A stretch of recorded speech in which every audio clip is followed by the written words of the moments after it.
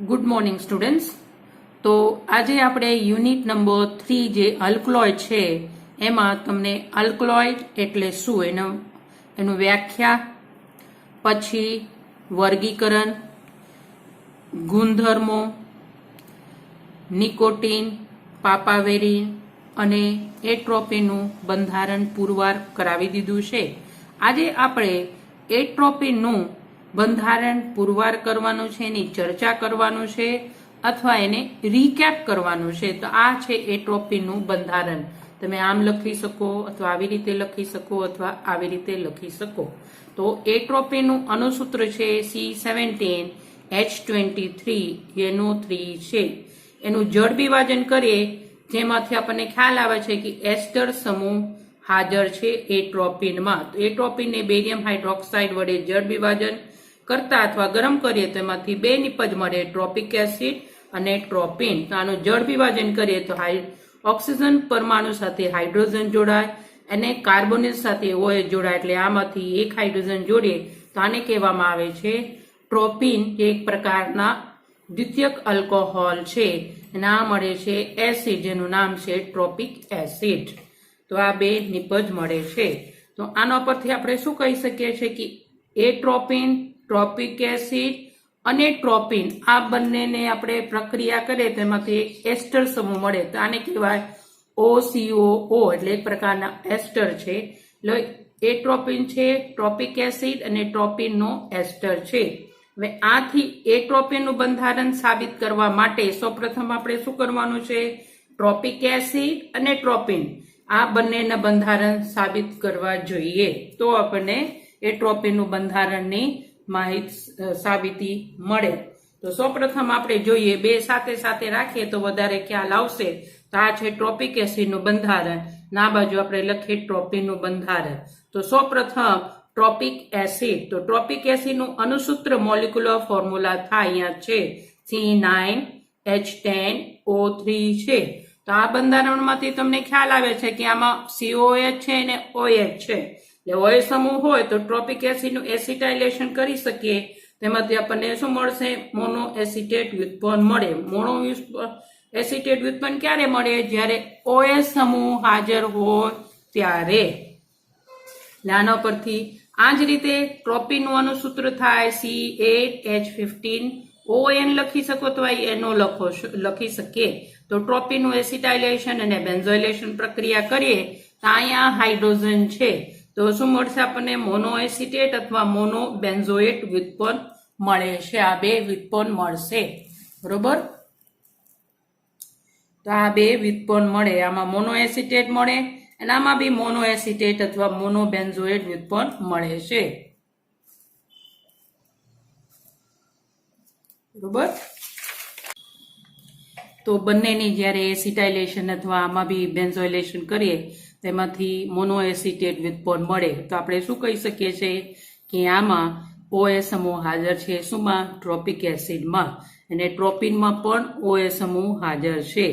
તો ટ્રોપિક એસિડને જ્યારે sodium bicarbonate ઉમેરીએ, એમાં ટ્રોપિક એસિડમાં સોડિયમ બાયકાર્બોનેટમાં ઉમેરીએ, ટ્રોપિક એસિડ સોડિયમ બાયકાર્બોનેટમાં ઉભરા સાથે દ્રાવ્ય બને અને મોનોસોડિયમ ક્ષાર બને. ક્યારે બને, જ્યારે એમાં એના બંધારણમાં કાર્બોક્સિલિક એસિડ હોય, સમૂહ હાજર હોય ત્યારે. કાર્બોક્સિલિક એસિડ સમૂહ હાજર હોય ત્યારે એમાંથી ઉભરા મળે.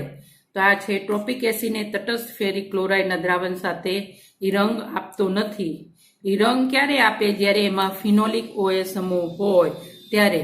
એટલે આપણે એમ કહી શકીએ છીએ કે આ જે ટ્રોપિક એસિડ છે એમાં ફિનોલિક OH સમૂહ હાજર નથી, બરોબર. અને આ ટ્રોપિન છે, અગાઉના પ્રક્રિયાઓ પરથી એમાં OH સમૂહ જે છે એ કયા પ્રકારના છે, તો આલ્કોહોલિક છે. જે ટ્રોપિન અગાઉ તમને કીધું છે દ્વિતીયક આલ્કોહોલ છે.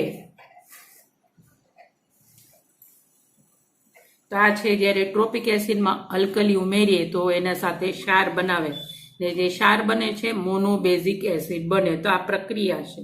અને આના પરથી આપણે કહી શકીએ છીએ આ અગાઉના પ્રક્રિયા પરથી ટ્રોપિક એસિડમાં એક કાર્બોક્સિલિક એસિડ ને એક આલ્કોહોલિક OH સમૂહ હાજર છે. હવે જ્યારે ટ્રોપિનને જ્યારે મિથાઇલ આયોડાઇડ એના નાઇટ્રોજન છે એનું બંધારણમાં અણુસૂત્રમાં નાઇટ્રોજન છે, એટલે એક પ્રકારના આપણે નક્કી કરવું પડે કે એમાં જે નાઇટ્રોજનનો પ્રકાર કયો છે, પ્રાથમિક, દ્વિતીયક અથવા તૃતીયક. તો ટ્રોપિનને મિથાઇલ આયોડાઇડના એક અણુ સાથે યોગશીલ પ્રક્રિયા આપે. યોગશીલ પ્રક્રિયા ક્યારે થાય? જ્યારે નાઇટ્રોજન પાસે એના અબંધકારક ઇલેક્ટ્રોન હોય ત્યારે. ને એમાંથી સ્ફટિકમય ચતુર્થક એમોનિયમ આયોડાઇડ ક્ષાર મળે. આ ક્યારે મળે? તો જ્યારે ટ્રોપિનમાં નાઇટ્રોજન છે કયા પ્રકારનો હોય? તૃતીયક હોય. તો આપણને આ ચતુર્થક અને 1 મોલ મિથાઇલ આયોડાઇડ વપરાય. હવે ટ્રોપિક એસિડ બ્રોમિન સાથે યોગશીલ પ્રક્રિયા આપતો નથી. એટલે યોગશીલ પ્રક્રિયા ના આપે તો આપણે સમજી જવાનું છે કે આ જે સંયોજન છે કેવા પ્રકારના છે? તો સંતૃપ્ત સંયોજન છે. આ જ રીતે ટ્રોપિન બી બ્રોમિન સાથે યોગશીલ પ્રક્રિયા આપતો નથી. એટલે ટ્રોપિન પણ સંતૃપ્ત સંયોજન છે. એટલે બંને છે સંતૃપ્ત સંયોજન છે, ટ્રોપિક એસિડ અને ટ્રોપિન. બરોબર. મુદ્દા નંબર 4 આપણે જોઈએ તો ટ્રોપિક એસિડને જ્યારે ગરમ કરવાથી એમાંથી ડિહાઇડ્રેશન પ્રક્રિયા થાય. ડિહાઇડ્રેશન પ્રક્રિયા ક્યારે થાય? એક કાર્બન સાથે હાઇડ્રોક્સાઇડ આયોન હોય અને બીજા કાર્બન સાથે OH સમૂહ હોય ત્યારે. તો એમાંથી એટ્રોપિક એસિડ મળે અને આ એટ્રોપિક એસિડનું જ્યારે ઓક્સિડેશન કરીએ તેમાંથી બેન્ઝોઇક એસિડ મળે છે. તો આ છે ટ્રોપિક એસિડ. ગરમ કરતા ડિહાઇડ્રેશન પ્રક્રિયા થાય એટલે એટ્રોપિક એસિડ મળે. ના એટ્રોપિક એસિડનું ઓક્સિડેશન કરીએ એમાંથી બેન્ઝોઇક એસિડ મળે. ના આ જે એટ્રોપિક એસિડ છે એને જ્યારે મધ્યમ ઓક્સિડેશન કરતા સાથે એનું ઓક્સિડેશન કરે તેમાંથી ફિનાઇલ ગ્લાયોક્સિલિક એસિડ મળે છે. અહીંયા કીટો સમૂહ મળે. તો અગાઉ તમને કીધું છે બંધારણ પુરવાર કરવામાં કે આમાં જ્યારે CH2 હોય તો ઓક્સિડેશન થાય એટલે દ્વિતીયક આલ્કોહોલ બને. પછી હજી એનું ઓક્સિડેશન થાય તેમાંથી શું બને છે? કીટોન મળે છે. તો આ છે ફિનાઇલ ગ્લાયોક્સિલિક એસિડ. આને ટ્રોપિક એસિડને અગાઉ આપણે એસિટાઇલેશન પ્રક્રિયા તમને કીધું છે એમાંથી મોનો એસિટેટ મળે. એટલે આપણે શું કહી શકીએ છીએ કે ટ્રોપિક એસિડમાં ડિહાઇડ્રેશન પ્રક્રિયા ક્યારે થાય? જ્યારે OH આલ્કોહોલિક OH સમૂહ હાજર હોય ત્યારે. તો આ છે આલ્કોહોલિક OH સમૂહ. એસિટાઇલેશન પ્રક્રિયાથી કહી શકીએ અથવા આ એટ્રોપિક એસિડથી કહી શકીએ છીએ. તો હવે આપણે જોઈએ તો ટ્રોપિનમાં NCH3 સમૂહની હાજરી. તો ટ્રોપિનને જ્યારે સાંદ્ર HI સાથે ગરમ કરીએ તો એમાંથી મિથાઇલ આયોડાઇડ મળે છે અને આ પ્રક્રિયાને કહેવામાં આવે છે હર્ઝિગ મેયર પદ્ધતિ. તો 1 મોલ શું મળે છે? Methyl iodide. અને આને છે આલ્કોહોલિક સિલ્વર નાઇટ્રેટ નો દ્રાવણમાં પ્રસાર કરે તો એમાંથી સિલ્વર આયોડાઇડના અવક્ષેપ મળે. એના ઉપરથી આપણે શું કહી શકીએ છીએ કે ટ્રોપિનમાં NCH3 સમૂહ આવેલ છે. બરોબર. અને આ જે ટ્રોપિન છે એને યા તમે અલ્કલી સાથે એનું ગલન કરો અથવા ફ્યુઝન કરો, પિઘલન કરો અથવા સોડા લાઇમ સાથે ગરમ કરો તેમાંથી વિઘટનથી શું મળે છે? મિથાઇલ એમાઇન મળે છે. તો આ બે નિપજ ઉપરથી આ બંને નિપજ ઉપરથી આપણે કહી શકીએ છીએ કે ટ્રોપિનમાં શું છે? NCH3 સમૂહ હાજર છે.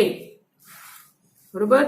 તો આમાં જે ટ્રોપિક એસિડમાં જે આલ્કોહોલિક OH સમૂહ હાજર છે. હવે તો ટ્રોપિક એસિડ અને એટ્રોપિક એસિડ એ બેન્ઝીન ચક્ર ધરાવતા સંયોજન છે અને તેમાં શાખા આવેલ હોવી જોઈએ. તો એટ્રોપિક એસિડ એ કાર્બોક્સિલિક સમૂહ ધરાવે છે અને અસંતૃપ્ત સંયોજન છે. આથી એટ્રોપિક એસિડના 2 શક્ય બંધારણ નીચે પ્રમાણે છે. તો આ છે 2 બંધારણ. તો આ 2 બંધારણમાં આ આપણને ખબર છે. આ તો CH ડબલ બોન્ડ CH-COH એટલે સિનામિક એસિડ છે. તો એટ્રોપિક એસિડનું બંધારણ કોઈ હોઈ શકે? તો આ બંધારણ એક સાચું છે. તો આ એનું બંધારણ છે. તો હવે જ્યારે ટ્રોપિનની HI સાથે પ્રક્રિયા કરવાથી એમાંથી ટ્રોપિન આયોડાઇડ મળે ને એનું રિડક્શન કરીએ તો એમાંથી ટ્રોપેન મળે. એનું નામ છે ડાયહાઇડ્રોટ્રોપિડિન મળે. નેચરલ સાથે નિસ્યંદન કરીએ તો એમાંથી મિથાઇલ ક્લોરાઇડનું એક અણુ દૂર થાય છે અને નો ટ્રોપેન મળે છે. ને જે ઝીંક ડસ્ટ સાથે નિસ્યંદન કરવાથી 2 ઇથાઇલ પિરિડીન મળે છે। તો આ છે બધી રાસાયણિક પ્રક્રિયા। તો આ પ્રક્રિયાને અંતે શું મળે છે? 2 ઇથાઇલ પિરિડીન।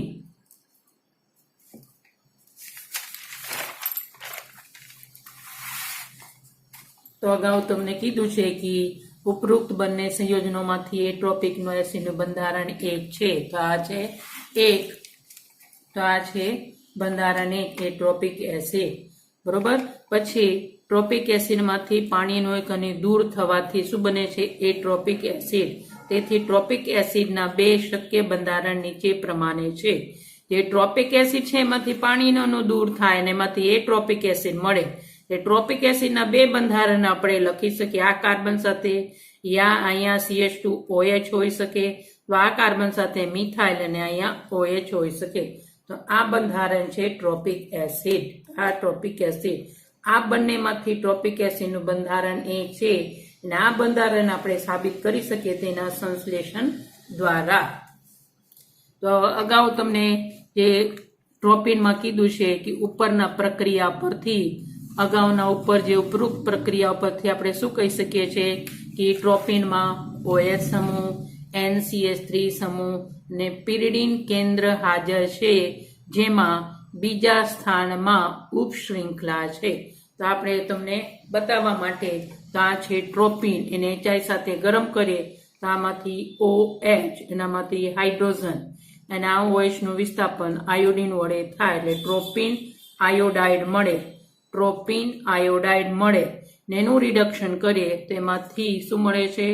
રિડક્શનથી અહીંયાથી આયોડિન દૂર થાય, એમાંથી ટ્રોપેન મળે છે।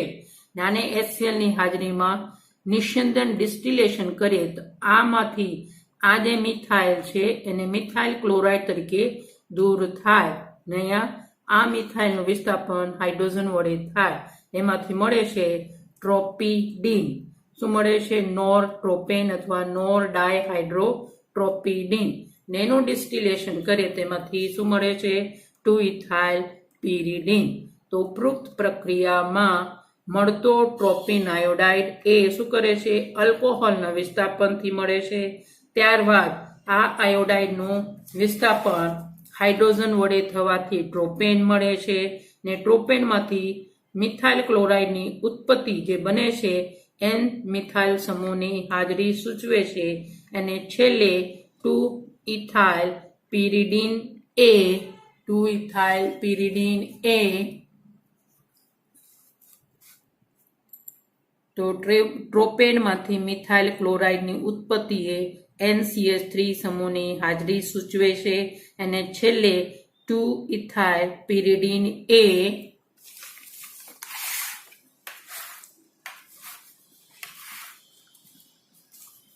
પિરિડીન કેન્દ્રની હાજરી દર્શાવે છે। તો ઉપરોક્ત પ્રક્રિયાઓને આધારે લેડનવર્ક ટ્રોપિનનું બંધારણ નીચે પ્રમાણે આપ્યું। તો આ 2 બંધારણ લેડનવર્ક આપ્યું છે, આ એક બંધારણ અને આ એક બંધારણ। મુદ્દા નંબર 4 આપણે જોઈએ તો ટ્રોપિનનું ક્રોમિક એસિડ વડે ઓક્સિડેશન કરવાથી સૌપ્રથમ એમાંથી ટ્રોપિનોન મળે ને તેનું ઓક્સિડેશન કરવાથી ટ્રોપિનિક એસિડ મળે। આ છે ટ્રોપિન ને ટ્રોપિનોન અને એમાંથી શું મળશે? ટ્રોપિનિક એસિડ। તો ટ્રોપિનમાંથી ટ્રોપિનોન જે એક પ્રકારના કીટોન છે નું બનવું એ સૂચવે છે કે ટ્રોપિન છે દ્વિતીયક આલ્કોહોલ છે। તો દ્વિતીયક આલ્કોહોલ હોય તો એનું જે રિડક્શન કરીએ, એનું રિડક્શન થાય, એનું ઓક્સિડેશન થાય તો ટ્રોપિનમાંથી ટ્રોપિનોન જે કીટોનનું બનવું એ સૂચવે છે કે ટ્રોપિન છે એક પ્રકારના દ્વિતીયક આલ્કોહોલ છે, બરાબર। તો જ્યારે ટ્રોપિનિક એસિડ એક પ્રકારનો ડાયકાર્બોક્સિલિક એસિડ મળે છે, જેમાં કાર્બનની સંખ્યા છે ઘટતી નથી। કાર્બનની સંખ્યા ક્યારે ન ઘટે? તો જ્યારે ટ્રોપિનોન છે એક ચક્રીય કીટોન સંયોજન હોય ત્યારે। તો ટ્રોપિનના બંધારણમાં રહેલ OH સમૂહ ચક્રમાં હોવો જોઈએ। તો ઉપરોક્ત પ્રક્રિયાને આધારે ટ્રોપિનનું બંધારણ નીચે પ્રમાણે છે। તો આપણે એનું બંધારણ જોઈએ ઉપરોક્ત બંધારણની વધારે સાબિતી નીચે પ્રમાણે આપી શકાય. તો અગાઉ તમને કીધું છે કે આલ્કલોઇડમાં જે વિષમ ચક્રીય પ્રણાલીની પ્રકૃતિ, તો આલ્કલોઇડના બંધારણમાં રહેલા જે વિષમ ચક્રની પ્રકૃતિ નક્કી કરવા માટે એમાં 3 પદ્ધતિઓ આવે છે, વિઘટન અથવા ડિગ્રેડેશન પદ્ધતિ. તો આપણે અત્યારે હોફમેનનું સંપૂર્ણ મિથિલેશન કરવાનું છે. તો ટ્રોપિનનું ઓક્સિડેશન કરવાથી મળતા ટ્રોપિનોનનું ફરીથી ઓક્સિડેશન કરવાથી ટ્રોપિનિક એસિડ મળે છે, જેનું હોફમેનનું સંપૂર્ણ મિથિલેશન અથવા એને કહેવાય હોફમેન ડિગ્રેડેશન કરવાથી, વિઘટન કરવાથી અસંતૃપ્ત ડાયકાર્બોક્સિલિક એસિડ મળે છે અને જેના રિડક્શનથી પિમેલિક એસિડ મળે છે. તો આ તમે લખી શકો તો આ લખી શકો. તો આ છે ટ્રોપિન, એનું ઓક્સિડેશન કરીએ તો આ હાઇડ્રોજન અને અહીંયાથી એક હાઇડ્રોજન H2 દૂર થાય, એમાંથી કીટોન બને, એનું નામ છે ટ્રોપિનોન. હવે આનું ઓક્સિડેશન કરીએ તો જ્યાં કાર્બોનિલ સમૂહ હોય અહીંયાથી બંધ તૂટે, અહીંયાથી અથવા અહીંયાથી તૂટે, એટલે એમાંથી ડાયકાર્બોક્સિલિક એસિડ મળે, જેનું નામ છે ટ્રોપિનિક એસિડ. આ છે ટ્રોપિનિક એસિડ. તો આ નાઇટ્રોજન પાસે અબંધકારક ઇલેક્ટ્રોન છે, આ નાઇટ્રોજન પાસે અબંધકારક ઇલેક્ટ્રોન છે, એટલે એનું શું કરવાનું છે? સૌપ્રથમ મિથિલેશન, મિથાઇલ આયોડાઇડ સાથે પ્રક્રિયા, એને ભીના સિલ્વર ઓક્સાઇડ અથવા મોય સિલ્વર ઓક્સાઇડ સાથે પ્રક્રિયા કરીએ, તેમાંથી ચતુર્થક એમોનિયમ હાઇડ્રોક્સાઇડ ક્ષાર મળે. આ જે ક્ષાર મળે છે તો આ છે આ કાર્બન અને નાઇટ્રોજન વચ્ચેની જે બંધ છે એ તૂટે અને આ ઇલેક્ટ્રોન યુગમ નાઇટ્રોજન મેળવે, બરોબર, એનું પોતાનું અબંધકારક ઇલેક્ટ્રોન મેળવી લે ને આ બીટામાંથી હાઇડ્રોજન અને આમાં આ હાઇડ્રોક્સાઇડ અને H2O તરીકે દૂર થાય. શું થશે? આ કાર્બન અને આ કાર્બન વચ્ચે દ્વિબંધ આવે, આવી રીતે સંયોજન મળે. આવી રીતે આપણને સંયોજન મળે. હજી નાઇટ્રોજન પાસે અબંધકારક ઇલેક્ટ્રોન છે, તો હજી એનું આપણે હોફમેન ડિગ્રેડેશન પ્રક્રિયા કરવાનું છે. ક્યાર સુધી? જ્યાં સુધી જે નાઇટ્રોજન છે ચક્રમાંથી દૂર ના થાય ત્યાર સુધી. તો હજી ફરીથી આપણે એનું પ્રક્રિયા કરીએ, તેમાંથી અસંતૃપ્ત ડાયકાર્બોક્સિલિક એસિડ મળે. એ કાર્બન ગણી લેવાનું છે કે આમાં 7 કાર્બન છે, એટલે આમાં બી 7 કાર્બન આવશે, બરોબર. તો એનું કરીએ તો એમાંથી આપણને અસંતૃપ્ત ડાયકાર્બોક્સિલિક એસિડ મળે અને સાથે સાથે જે નાઇટ્રોજન છે એ ટ્રાય મિથાઇલ એમાઇન તરીકે દૂર થાય. તો આનું રિડક્શન કરીએ તેમાંથી પિમેલિક એસિડ મળે છે, જેમાં 7 કાર્બન છે. આ છે 7 કાર્બન ધરાવતો ડાયકાર્બોક્સિલિક એસિડ મળે છે, જેનું નામ છે પિમેલિક એસિડ. તો આ છે પિમેલિક, શું મળે છે? અસંતૃપ્ત કાર્બોક્સિલિક એસિડનું રિડક્શન કરીએ સોડિયમ અને અમાલ્ગન વડે, તેમાંથી શું મળે છે? પિમેલિક એસિડ, જેમાં 7 કાર્બન છે. તો આમાં તમે ગણો તો એમાં બી ખાલી આ બંધને આ નાઇટ્રોજન છે એ અહીંયાથી મિથાઇલ સાથે ટ્રાયમિથાઇલ એમાઇન તરીકે દૂર થાય, તો આ બંધ તૂટે, આ બંધ તૂટે, એમાં કાર્બનની સંખ્યા છે કેટલા આવશે? 1 2 3 4 5 6 7, એટલે 7 કાર્બન ધરાવતો ડાયકાર્બોક્સિલિક એસિડ મળે છે. ટ્રોપિનોન છે કીટોન છે, તેથી ટ્રોપિન છે દ્વિતીયક આલ્કોહોલ છે. હવે ટ્રોપિનિક એસિડનું ક્રોમિક એસિડ અને સલ્ફ્યુરિક એસિડ વડે પ્રબળ ઓક્સિડેશન કરવાથી એન મિથાઇલ સક્સિનામાઇડ મળે છે. આનું પ્રબળ ઓક્સિડેશન કરીએ તો આ કાર્બન CO2 અને આ CO2 એ બધું દૂર થાય, ખાલી આ ચક્ર રહેશે, આ ચક્ર રહેશે, એમાંથી બને છે એન મિથાઇલ સક્સિનામાઇડ. તો ટ્રોપિનના બંધારણમાં 5 સભ્યોવાળું ચક્ર આવેલ છે અથવા પાયરોલ કેન્દ્ર છે. આ છે 1 2 3 4 અને 5, બરોબર. તો ટ્રોપિનોનમાં તો આપણે આ સંતૃપ્ત છે, પાયરોલ છે એ તો અસંતૃપ્ત હોય, એમાં દ્વિબંધ આવે, પણ આમાં દ્વિબંધ નથી, એટલે એને શું કહેવાય? સંતૃપ્ત કહેવાય. તો ટ્રોપિનોનમાં પાયરોલિડીન ચક્ર આવેલ છે. ટ્રોપિનમાંથી ટ્રોપિલિડીન અથવા સાયક્લોહેપ્ટાટ્રાઇન ના પ્રક્રિયા છે હોફમેન સંપૂર્ણ મિથિલેશન અથવા હોફમેન ડિગ્રેડેશન અથવા વિઘટન પ્રક્રિયા. આ છે ટ્રોપિન ને શાંત સલ્ફ્યુરિક એસિડ સાથે ગરમ કરીએ તો આમાંથી હાઇડ્રોક્સાઇડ, આમાંથી હાઇડ્રોજન દૂર થાય, એટલે ડિહાઇડ્રેશન પ્રક્રિયા થાય. તો આવી રીતે દ્વિબંધ ધરાવતા સંયોજન મળે. હવે અહીંયા નાઇટ્રોજન પાસે અબંધકારક ઇલેક્ટ્રોન છે, એનું હોફમેન મિથિલેશન પ્રક્રિયા કરવાનું છે, સંપૂર્ણ મિથિલેશન પ્રક્રિયા. તો સૌપ્રથમ મિથાઇલ આયોડાઇડ, પછી સિલ્વર હાઇડ્રોક્સાઇડ, પછી એનું નિસ્યંદન કરે તો આવી રીતે સંયોજન મળે. કાર્બન ગણીને લખજો, આમાં 7 જ કાર્બન આવશે. અને હજી નાઇટ્રોજન પાસે આ બંધકારક ઇલેક્ટ્રોન છે. તમને ખ્યાલ છે કે આ બંધ તૂટી અને આમાંથી બીટા કાર્બન ઉપરથી શું થશે, હાઇડ્રોજન દૂર થાય એટલે અહીંયા શું આવશે, ડબલ બોન્ડ. અહીંયા ડબલ બોન્ડ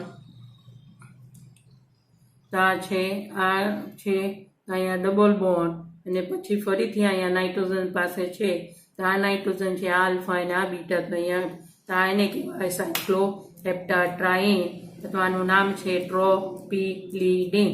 7 કાર્બન ધરાવતું સંયોજન મળે એટલે અસંતૃપ્ત સંયોજન મળે. આ છે સાયક્લોહેપ્ટાટ્રાઇન. તો અગાઉના પ્રક્રિયાઓ પરથી આપણે કહી શકીએ છીએ કે ટ્રોપિનમાં 7 સભ્યોવાળું કાર્બન ચક્ર આવેલ છે. ટ્રોપિનના બંધારણમાં પિરિડીન ચક્ર અથવા પિપેરેડીન છે. બંધારણમાં પાયરોલિડીન ચક્ર આવેલ છે.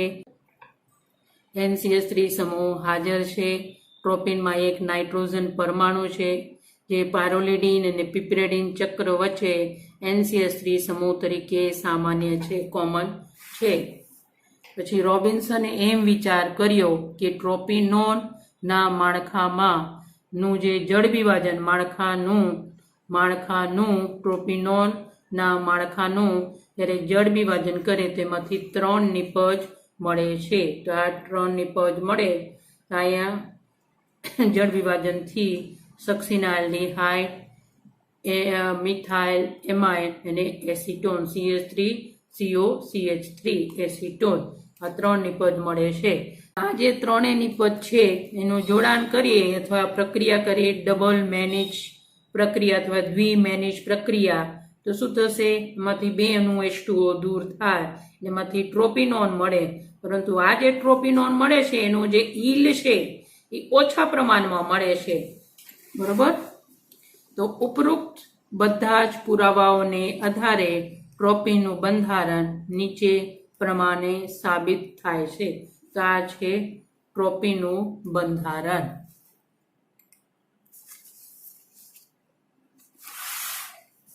તો હવે આપણે થોડુંક યાદ રાખવા જેવા મુદ્દાઓ છે. ટ્રોપિનનું બંધારણ આ મુદ્દાઓ પરથી સાબિત થાય છે. ટ્રોપિનના હોફમેન સંપૂર્ણ મિથિલેશન અથવા હોફમેન ડિગ્રેડેશન પ્રક્રિયાથી શું મળે છે, ટ્રોપિલિડીન અથવા સાયક્લોહેપ્ટાટ્રાઇન મળે છે. ટ્રોપિનિક એસિડના સંપૂર્ણ મિથિલેશનથી અસંતૃપ્ત ડાયકાર્બોક્સિલિક એસિડ મળે છે, જેનું રિડક્શન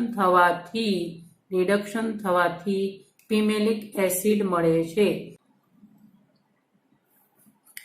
ટ્રોપિનોનનું ક્રોમિક એસિડ અને સલ્ફ્યુરિક એસિડ વડે ઓક્સિડેશન થવાથી N-મિથાઇલ સક્સિનામાઇડ બને છે, જે ટ્રોપિનોનમાં પાયરોલિડીન ચક્રની હાજરી સૂચવે છે, જેમાં જે રેડ્યુસ પિરિડીન અને રેડ્યુસ પાયરોલ N નાઇટ્રોજન પરમાણુથી એકબીજા સાથે જોડાયેલા છે.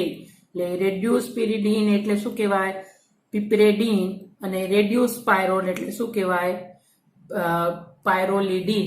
N પરમાણુથી એકબીજા સાથે જોડાયેલા છે.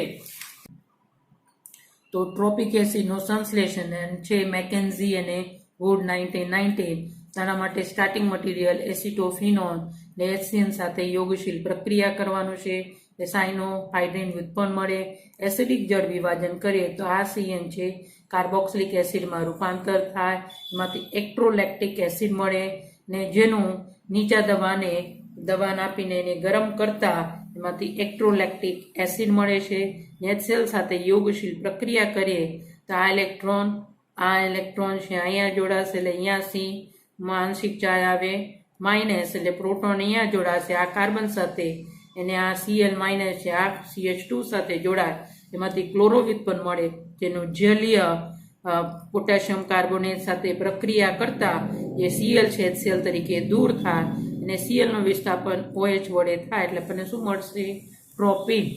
અને આ જ રીતે ટ્રોપિનનું સંશ્લેષણ છે રોબિન્સન સિન્થેસિસ. તો આ છે સક્સિનાલ્ડીહાઇડ, તો બ્યુટેન 1,4-ડાયાલ, મિથાઇલેમાઇન અને કેલ્શિયમ એસિટોન કાર્બોક્સિલેટ શું કરવાના છે? દ્વિમેનિજ પ્રક્રિયા. બે અણુ છે ઓક્સિજન હાઇડ્રોજન અને અહીંયાથી એક હાઇડ્રોજન દૂર થાય એમાંથી આપણને મળે કેલ્શિયમ ક્ષાર મળે. પછી એને ગરમ કરીએ તેમાંથી કેલ્શિયમ ક્લોરાઇડ અને CO2 દૂર થાય એટલે ટ્રોપિનોન મળે, જેનું ઝીંક અને HCl વડે રિડક્શન કરતા આ કીટો છે દ્વિતીયક આલ્કોહોલમાં રૂપાંતર થાય એ ટ્રોપિનોનમાંથી ટ્રોપિન મળે છે. આ બે નિપજ મળે છે. આ છે ટ્રોપિક એસિડ અને આ છે ટ્રોપિન. તો ઉપરોક્ત ટ્રોપિક એસિડ અને ટ્રોપિનના બંધારણને આધારે એ ટ્રોપિનનું બંધારણ નીચે પ્રમાણે છે. તો આ છે એનું બંધારણ. આ છે CH2OH. તો એ ટ્રોપિનનું સંશ્લેષણ, તો એ ટ્રોપિન અને ટ્રોપિક એસિડનું HCl ની હાજરીમાં એસ્ટેરિફિકેશન અથવા એસ્ટરીકરણ પ્રક્રિયાથી મળે છે. તો આ છે ટ્રોપિન, આ છે ટ્રોપિક એસિડ. આમાંથી હાઇડ્રોજન આમાંથી OH HCl ની હાજરીમાં કરીએ તો H2O દૂર થાય બરોબર. એમાંથી શું મળશે? એ ટ્રોપિન. તમે આ બંધારણ લખી શકો અથવા આ બંધારણ લખી શકો.